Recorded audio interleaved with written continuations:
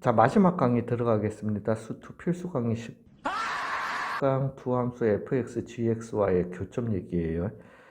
즉, 얘를 갖다가 이제 우리가 고등학교 1학년 때 배웠던 2차 함수를 갖다가 풀 때 막 판별식 쓰시고 하셨던 거 기억나시죠? 그걸 생각을 해보시면은 똑같은 얘기예요. 즉, 만약에 어떤 fx라는, 어이구, 죄송합니다.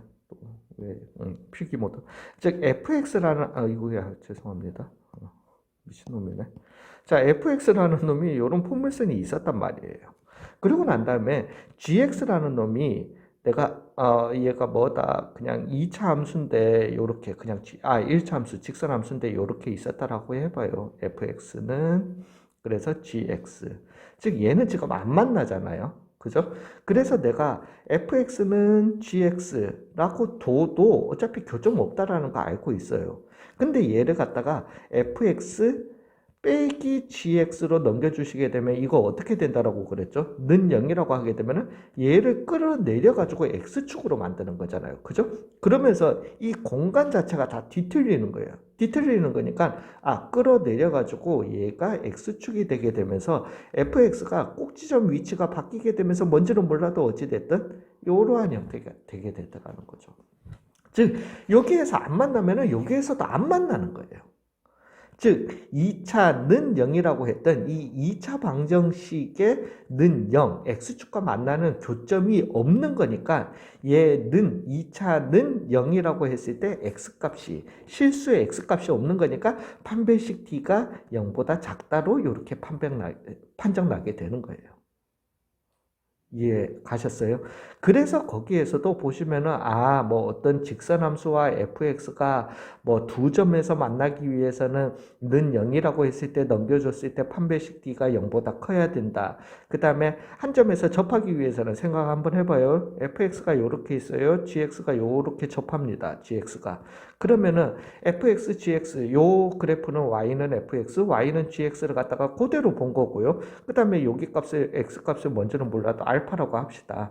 즉 요 상태에서 내가 fx 빼기 gx는 0이다 라고 해버리면은 이 gx를 끌어내려 가지고 x축으로 만들고 알파에서 왜 동일한 알파 값을 받아내야 되는 거니까 알파에서 꼭 지점이 요렇게 접하는 즉 fx 요게 fx 새로 나온 fx 빼기 gx의 그래프였던 거고 요게 x축이 되게 되면서 여기가 알파 즉 판별식 t가 2차는 0이라고 했을 때 판별식 t가 어때야 된다? 0이 나오게 된다라는 거죠. 한 점에서 만나는 거니까.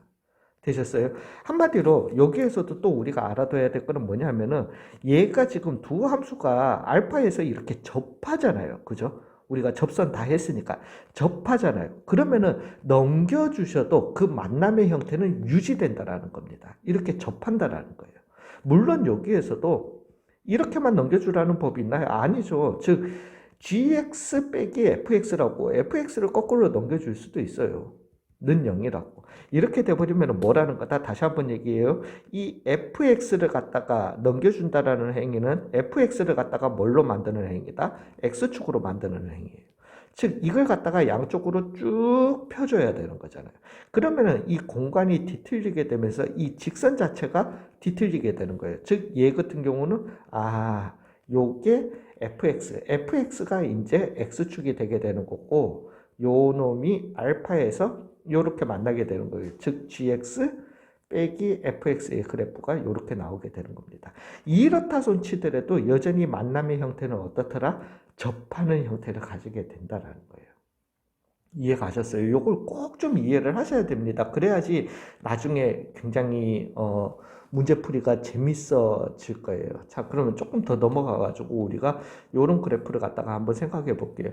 꼭 직선과 곡선이 만난다 그것만 생각하실 필요가 없다라는 거죠. 즉 제가 만약에 어떤 3차 물론 우리가 3차 배웠다 그죠? 3차에 직선이 이렇게 있어요. 곡선이 이렇게 있어요. 미친놈이네 자꾸. 자 fx라고 이렇게 있습니다. 그러고 난 다음에 뭐 2차였다라고 한번 해볼게요. 물론 3차 빼기 3차는 나중에 어떻게 될지 모르는 거지만은 2차가 이렇게 있었다라고 합시다. 이게 gx입니다. 이렇게 되게 되면은 지금 여기 제가 얼마나 그림을 잘 그렸어. 알파에서 접하고요. 여기에서는 베타에서 만나게 되는 겁니다. 두 점에서 만나요. 즉 요게 지금 이 그래프가 y는 fx와 y는 gx를 갖다가 그대로 살려둔, 즉 fx는 gx라고 뒀을 때의 그래프입니다. 그러고 난 다음에 제가 gx를 갖다가 넘겨준다라는 거죠. 즉 fx 빼기 gx를 갖다가 해버리게 되면 말 돼요. 왜냐하면은 3차고 2차를 뺀 거니까 여전히 3차가 유지가 되는 거잖아요. 는 0이니까 3차식이 나와야 돼요. 자, 근데 이 그래프가 어떻게 되냐는 거죠. 즉 gx를 갖다가 내가 쭉 펴줘가지고, 그죠? 이 곡선을 펴줘가지고 x축으로 만드는 거잖아요. 즉 gx가 요렇게 x축으로 내려오게 되는 거예요. gx가. 그렇게 되면서 이 만남의 형태는 변하지 않는다니까요. 즉 베타에서 fx가 위에 있고 위에 있다가 이렇게 크로스 되는 거야. 크로스 되면서 어디에서? 알파에서 접한다라는 겁니다. 베타, 알파 이렇게 나오게 된다라는 거예요. 만남의 형태가 절대 변함이 없다라는 겁니다. 되셨어요? 요게 fx 빼기 gx가 되게 되는 겁니다. 말 되죠. 왜냐면은 최고차항의 개수가 양수인 3차 함수에서 뭔지는 몰라도 뭐 그래 음수인 이거지만은 2차를 갖다가 뺐다. 여전히 최고차항의 개수는 양수인 3차가 유지되게 되는 거잖아요. 되셨어요? 그래서 오른쪽 위에서 시작해서 왼쪽 아래에서 끝이 나게 되는 거잖아요. 그러면서 이러한 형태가 나오게 된다는 겁니다. 그게 fx 빼기 gx는 0이라는 그래프의 의미입니다. 굉장히 중요해요. 좀 믿어주세요. 믿어주시고 요걸 갖다가 꼭 좀 가지고 가시면은 나중에 킬러 문제 푸실 때 다 도움이 될 거예요. 그리고 이때까지 수학의 어떤 좀 뭔가 아리송했던 부분들을 갖다가 확장시켜 줄 수 있는 부분이라서 요 부분 꼭 좀 가지고 가셨으면 좋겠어요. 그러면서 여기에 부가적인 강의를 갖다가 하나만 해드리자면은, 그러면은 실제 이런 문제도 또 많이 보셨을 거예요. fx 이렇게 있다라고 합시다. fx가 이렇게 있어요. 그 다음에 gx가 이렇게 있어요. gx 이렇게 있습니다. 만나는 점이 여기가 1이고 여기가 2이고 여기가 3이라고 얘기 한번 해볼게요. 그러고 난 다음에 묻는 거는 이거야. 질문 자체는 fx가 gx보다 같거나 큰 x 구간을 얘기해 주세요. 이렇게 물을 거예요. 그러면은 이것도 생각을 해보시면은 fx 우리가 교점 찾을 때 어떻게 찾는 거죠? fx는 y는 gx 이렇게 두는 것과 동일하잖아요. 즉 교점 찾을 때 fx는 gx 둔다라는 말은 y는 fx는 gx는 y 같은 y 값을 가지는 x 값을 찾는 거예요. 즉 이거는 뭔 소리냐면은 y는 fx, y는 gx라고 두게 되면은 높은 y 값을, gx가 높은 y 값을 가지는 구간을 알려달라는 거예요. fx가. 즉 fx가 높이 있는 부분 단순해요. fx가 높이 있는, gx보다 높이 있는, 즉 이 부분이 높이 있잖아요. 그죠? 요 구간에서. 그 다음에 요 구간에서 높이 있잖아요. 그거 구간 알려달라는 거예요. 즉 얘를 갖다가 풀어주시면 뭐다? x는 어디에서? 1에서부터 2 사이, 그 다음에 x는 어디? 3 이상? 이라는 답이 바로 나오게 되는 겁니다. 이해 가셨어요? 이거예요. 단순하게 우리가 이렇게 이제 그 그래프를 갖다가 줬을 때 너무 겁먹지 마요. 이거인 구간 이렇게 물어봤을 때 너무 겁먹지 마시고 이렇게 풀어주시면 되는 겁니다. 높이 y에 집중하세요. 여기에서 또 하나만 더 얘기하고 싶은 거는, 이거는 나중에 고등수학을 갖다가 좀 배우시면 아시겠지만은 수학을 푸시다 보면은 대부분의 답이 x는 얼마, x는 얼마, x는 얼마 이렇게 나오다 보니까 수학은 모든 게 다 x에서부터 시작해서 x에서 끝이 난다고 생각을 하게 될 거예요. 물론 맞아요.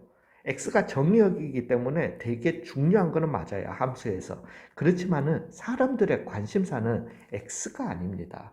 y입니다. 그걸 갖다가 좀 아셔야 돼요. 이게 뭔 소리냐면은, 제가 만약에 어떤 사업을 한다고 생각을 한번 해보세요. 사업을 하는데 물건 판매량에 따른,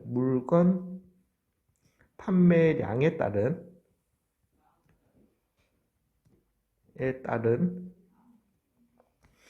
이득 함수를 갖다가 만들어 보고 싶은 거예요. 만들었어요. 그러면 내가 지금 y는 fx라는 어떤 식을 만들어내게 될 겁니다. 물론 당연히 물건 판매량에 따른 이득이 결과이기 때문에 이 y값에 해당되는 게 뭐가 되게 될 거고 이득이 되게 될 겁니다.